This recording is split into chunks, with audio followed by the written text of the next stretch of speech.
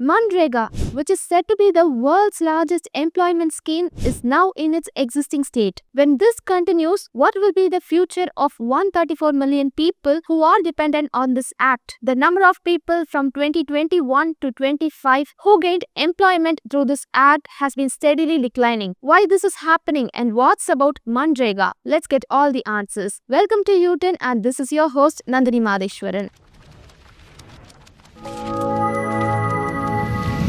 Mahatma Gandhi National Rural Employment Guarantee Act, which is said to be Manrega, was enacted on 2005 and it came into force in 2006 during the Congress government. It is said to be the world's largest employment scheme because of its massive scale and scope. It assures the work of the unskilled employees for 100 days and the wages will be provided for every 15 days once. This scheme is mainly enacted to improve the employment in rural areas and for their sustainable development. When there is no agriculture related jobs, then people in the rural areas can make use of this employment scheme for their daily bread and butter. This scheme has been in effect for long days, but it reached its peak during COVID-19 lockdowns where many of the people from the village gone to work to the cities and they turned to villages who were dependent on the scheme. This highlights the importance of this Manrega scheme in the Indian villages. Though the scheme started well initially, after Modi's government over the past 10 years, many people are criticizing that this scheme has not been implemented properly. Initially, the wages for the workers and the material cost was completely provided by the union government, but later on it was split to the state government.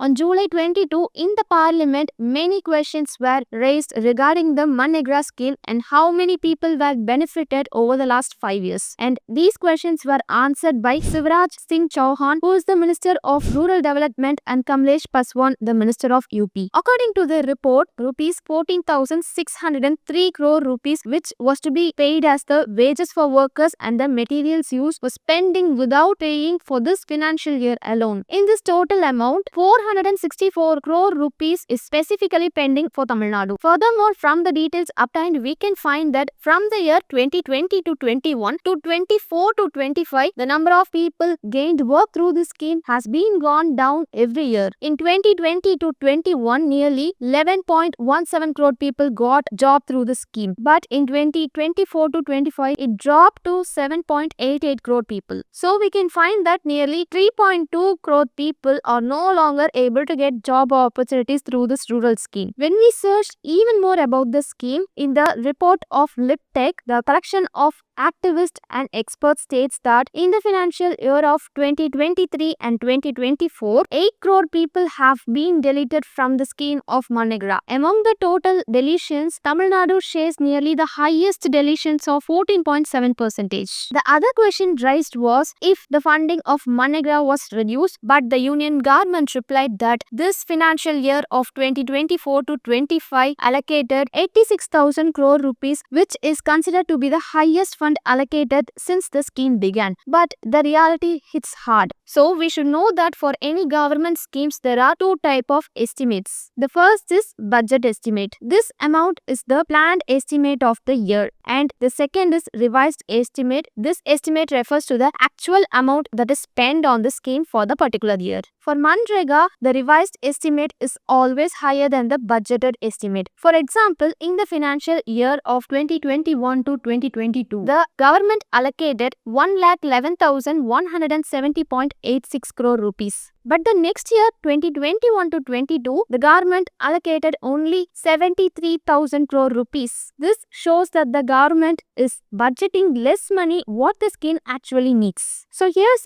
another proof. PAEG, which is People's Act for Employment Guarantee, conducted a study on the scheme. It stated that an average estimation of about rupees 2.72 lakh crore would be needed for the financial year of 2023 to 24 to provide 100 days of work across India. But only 52 days of work was provided on that year. A bit high, this average further declined to 50 days for the next financial year of 2024 to 25. This shows that in rural areas, the average number of work days given to meet the demand of the employees has not been given, and the union government has not provided the funds which is actually needed. Every year, money that should be sent to the states is delayed. In the last financial year, the union and government kept 40,603 crore rupees pending, which was meant to pay for the workers and to cover the material costs. As of March 2024, the pending amount has even been increased to 22,563 crore rupees, which included wages, material costs and administrative costs. For 2024 to 25, the budget allocated is only 86,000 crore rupees. But over this, 1/4 of the dues will be used to clear